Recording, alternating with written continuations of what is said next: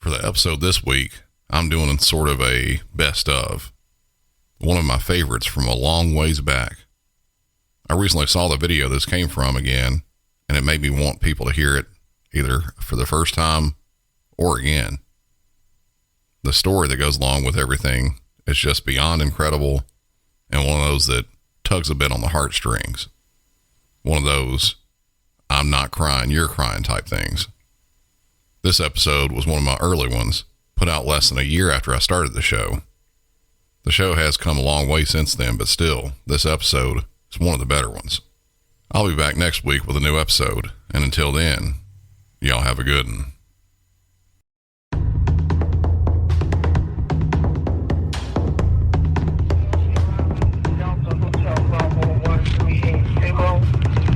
Returns to 2015 Honda ordering from company household Oklahoma. Status is valid. Expired.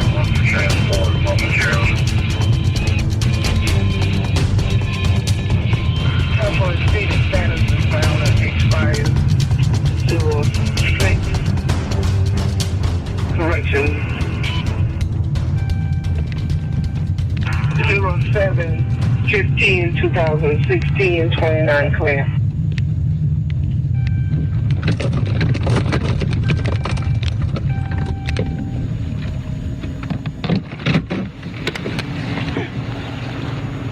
Dispatch Echo 7-10-23.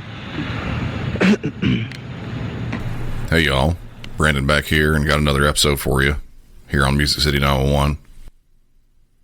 This one, I guess it's not a secret by now. Just like a lot of other episodes, this is going to be a little emotional. Especially if you don't know anything about this case. What we were just listening to was audio from an officer's camera in Estill, South Carolina. There's no 911 call in this episode, but you can clearly hear the dispatch end of it. The officer was responding to a call that any dispatcher gets probably every single day. A call about someone by a store harassing customers. Seriously, this happens several times a day in any big city and will happen even in smaller cities. Now for you, I want you all to think back to anywhere you've gone in the past before. Really anywhere.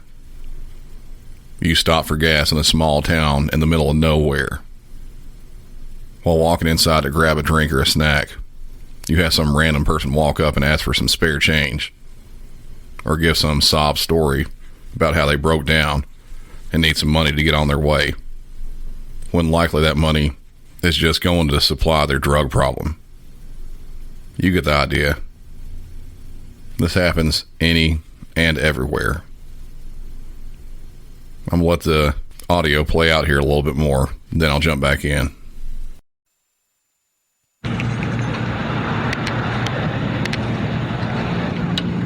Hello, how you doing, ma'am? Look at that tree over there. What is he doing again? He tried to snatch that man bottle of liquor, but the man jumped in the car, was trying to find him back. He out and ran. Okay, I see him. You see him? All right, I'm going.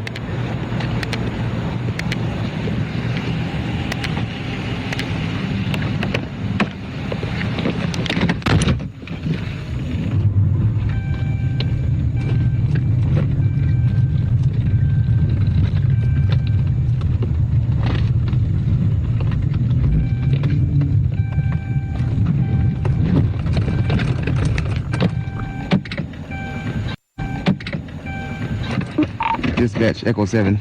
I'll be out with that subject. Come here, man. You got that officer, he walks inside the convenience store there, talks with someone inside, and you can hear her say that he was trying to snatch a bottle of liquor from somebody. So he was either outside or inside, harassing somebody, try to grab something that they just bought. It was pretty plain to see who it was when they pointed him out. He was just walking up the street. The officer jumped in his car, rode up, and then pulled up behind the guy who's out on foot, walking. Come here, man. Come here for a second. Come here. If you don't, you better stop, or I would. Come here.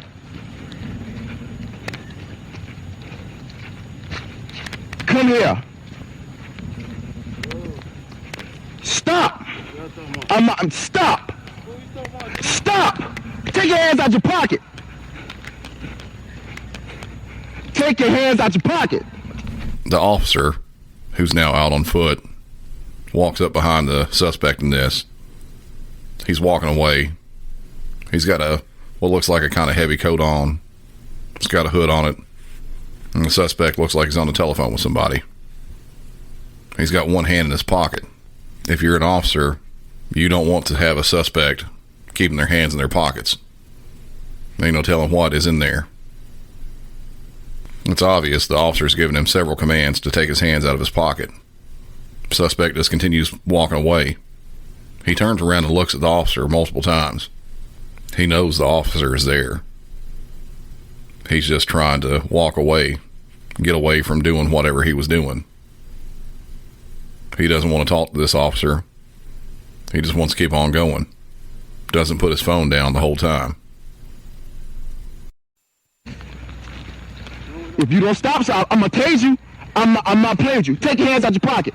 Take your hands out your pocket. Take your hands out your pocket. Shots fired!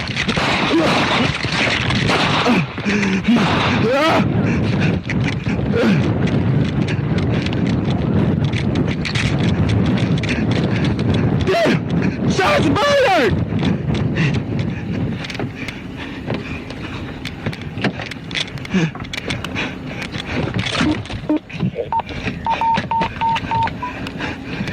Dispatch, I'm in! This Echo 7, I'm in! I'm a Tyson. Dispatch, help.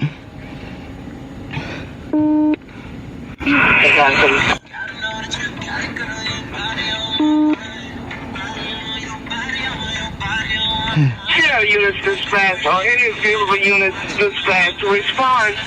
South station. Fire, gunshot fire, subject head on north, the officer, the suspect.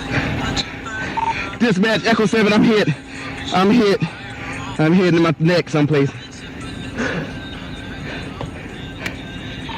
My arms are broken. Help me, please. Wait, all units 10-3, all units 10-3. Available units 1033 at the South Station in Estill. Officer has been shot. 1033, South Station in Estill. Officer shot. Dispatch, okay, units in room 2. Notify Hotel 2, please. This is absolutely shocking to hear, especially if you're on the radio, an officer getting shot multiple times like that. To me, on this part of it, though, what's even more shocking is him yelling shots fired multiple times, and then the dispatcher replies, "Hold on, please." I'm going to dive a little deep into this portion. I'm going to take my thoughts, but also play some devil's advocate on it. And that part, I'm going to go ahead and start with it first.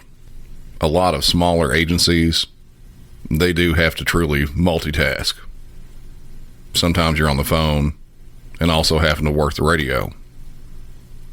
Also, on top of that, sometimes the dispatcher might have to keep up with multiple radios on top of being on the phone. This could have been the case here. I don't have any way of knowing for sure, though. And this comes with a big old but, though. And here's the but.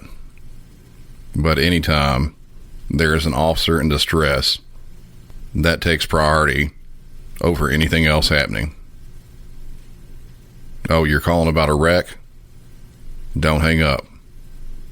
Your brother's out drunk driving? Please hold. The attention should have gone straight to the officer on the radio immediately. Even if he was not completely understandable on the radio at all, you could tell that it was an officer screaming bloody murder. That takes priority. The person who was out trying to help other people that needs help. I've read comments that this dispatcher could have been dispatching an ambulance while saying, "Hold on." Again, that is possible. It's very possible. but I have a problem with that as well. After the officer repeats again that he's been hit, slowly and clearly this time, the dispatcher says, "Dispatch any available units, respond, South Station, gunshots fired, subject hit, officer or subject." The dispatcher, after multiple times hearing the officer saying, "I'm hit," and more, she says, "Subject hit, officer or subject," which in this case she meant the suspect in this. She didn't know who was hit. Like I said, it's possible she was doing something else, but let's go a little bit deeper in it. And for this portion, I'm going to use my own timeline from the episode because I don't have an exact time when this occurred during the day to try to match up with this. And if you want to go back and check these times along with the episode, you can. But on this episode's timelines, at 5 minutes and 39 seconds, that's the first time the officer yells, "Shots fired." No response. 5:53, 14 seconds later, he screams, "Shots fired" again. And again, no response from dispatch. This could be explained by him either not having a radio that was functioning correctly, or that he wasn't able to manipulate the radio correctly from being shot, or it is possible the dispatcher didn't hear. I can't say which one it is for sure. I didn't hear his portable radio keying up any of those times, but there were shots being fired too. But moving on. At 6:04, he makes it back to his car from running about a half a block after being shot multiple times, and he hits his emergency button on the mobile car radio. You can hear the extra beeps going off. 3 seconds later, at 6:07, the officer gets on his car radio and says multiple times, "Dispatch, I'm hit." Then gives a brief location. Then you could hear the wind just leave the officer when he says in a much more low tone and volume, "Dispatch, help." 12 seconds after that happened, and 5 seconds after he released the radio on his own end, at 6:19, you can hear the dispatcher key up and then say, "Hang on, please." 6:27 is when the first call came from the dispatch that went on the radio for other officers to respond. So what we're looking at here, at a minimum, 12 seconds go by before any response from the dispatcher, and possibly upwards of 40 seconds before there's a response if the first calls went out on the portable radio, and then another 8 seconds on top of that before any calls for help goes out on the radio. I'm not exactly sure what happened. I know what I think happened, but I'll let y'all think about it. I can't confirm it one way or another. What I do want to do now, though, is play this out so you can try and imagine being this officer and going through what he's going through while he's waiting for some sort of help to arrive. Now, I will give a little bit of insight as to something that's happening in the background. Later on in this audio, you'll hear someone else walk up. That's just a bystander that was a witness to the whole thing coming up and seeing what they can do to help. There's some others too, and I'll get into those later.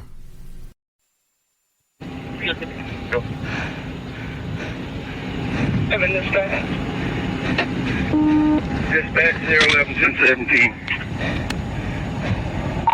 Go ahead, dispatch. And is everything here for? Dispatch, I'm hurt pretty bad.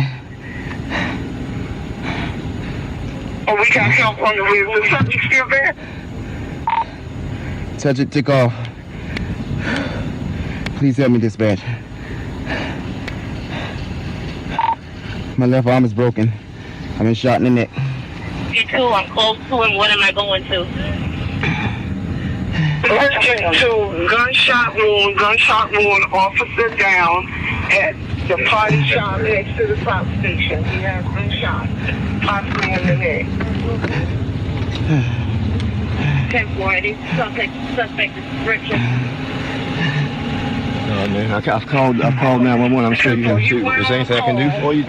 I don't know much about I don't know much about any kind of CPR or anything. Dispatch vehicles and please help.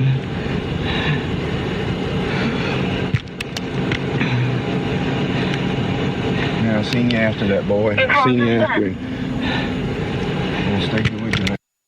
Yes, sir. Dispatch, please tell my family I love them.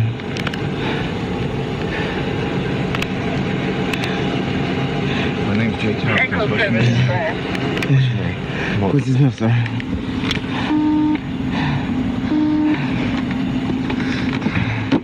Get that stuff in, please, sir. How do I do it? I don't hear.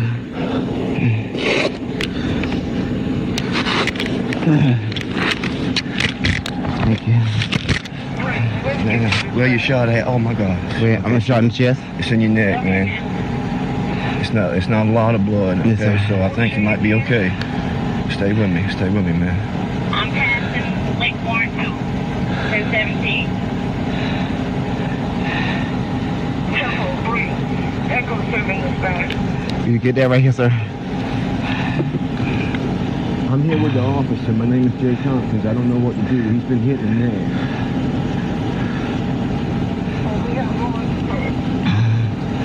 Ma'am?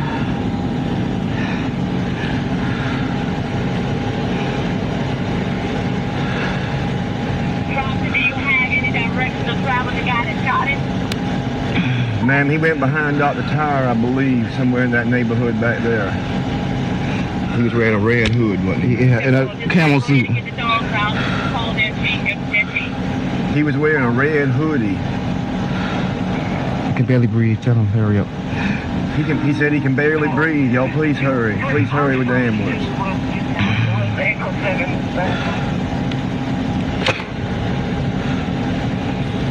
Hold tight. I'm not worried.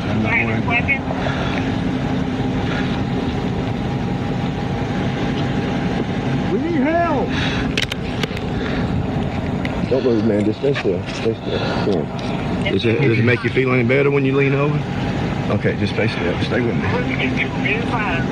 Someone identified himself that they will only see with him. If he shot him, I have no further information at this time. Trying to make contact. I'm right here. Get back to Hotel 4. I'm about to get terminal highway 3. Back in Johnson. Directly from River Good. This is the beside Dr. Oh, you gotta wait. Behind Dr. Tyre. 321, take a left. Take a left. Try to be still, okay? Okay. I know it's hard. But you be better off the stiller you can be, okay?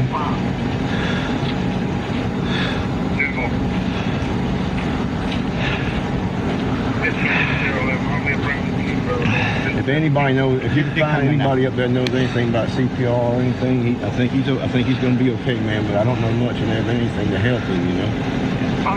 Yeah, they're coming now. Thank y'all.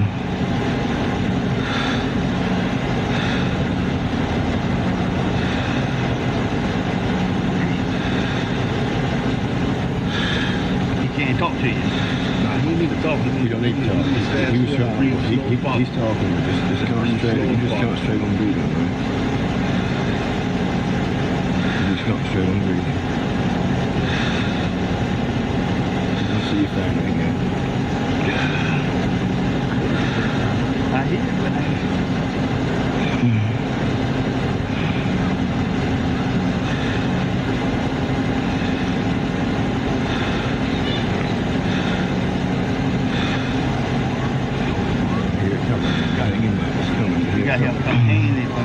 Thank y'all. I appreciate it. Amen. I know you do the same things. I hope he sees me.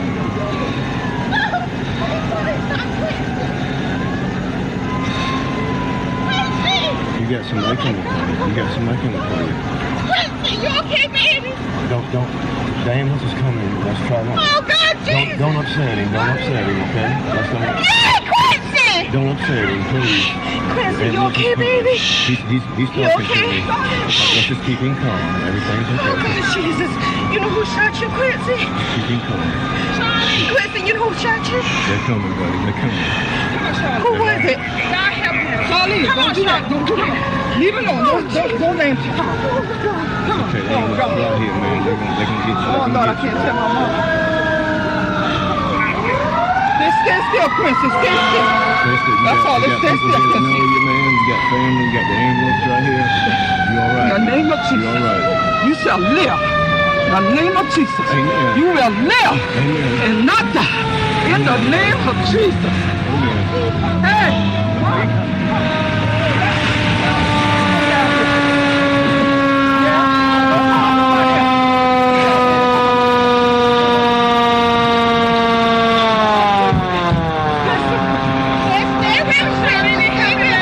Hey, buddy. Hey. Shot in the neck and my left arm is broken. Alright. Try not to move around. I'm trying. I'm in pain. Alright.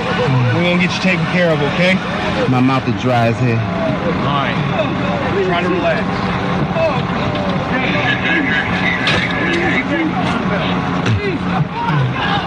Don't move on.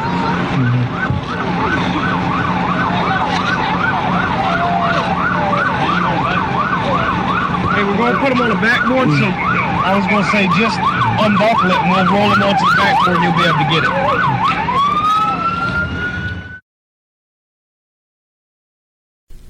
This officer, Officer Quincy Smith, he was shot in the neck, shot in the arm multiple times, and also shot in the hip, but that actually hit one of his ammo pouches.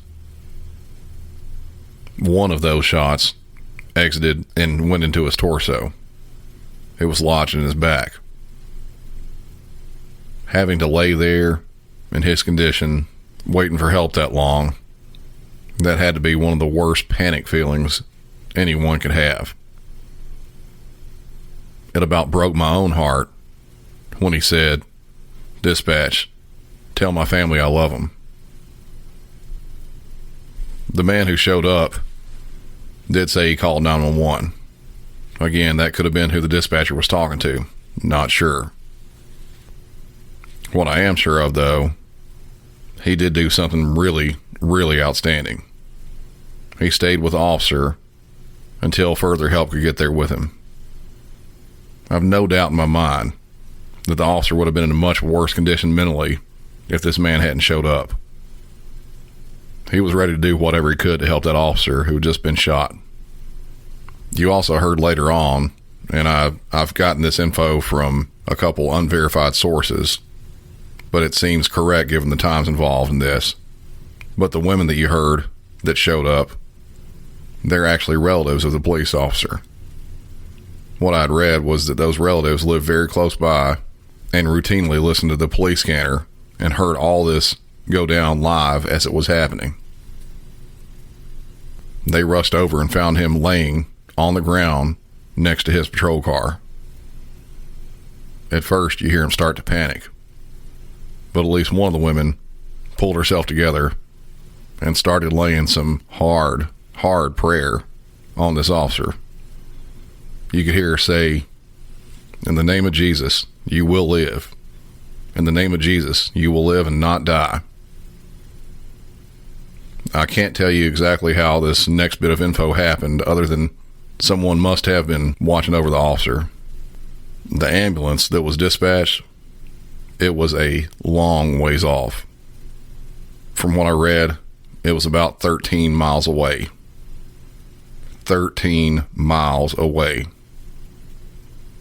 Think about for a minute how far away that actually is. Responding to an officer who's quite literally fighting for his life. The ambulance made it there in just 7 minutes. 13 miles in 7 minutes. They were absolutely busting ass to get there. Past that, the officer, he was hit in the neck. Once he made it to the hospital and the doctor started working on him, one of the main arteries in his neck ruptured. If that were to have happened there on the scene, or even maybe in the ambulance, he would have almost certainly died. He didn't die, though. Believe it or not, he's made a full recovery and is actually back at work. The suspect in this, 29-year-old Malcolm Orr, was later arrested and charged with attempted murder and possession of a weapon during the commission of a violent crime. The first charge holding a maximum sentence of 30 years, and the second one, 5 years.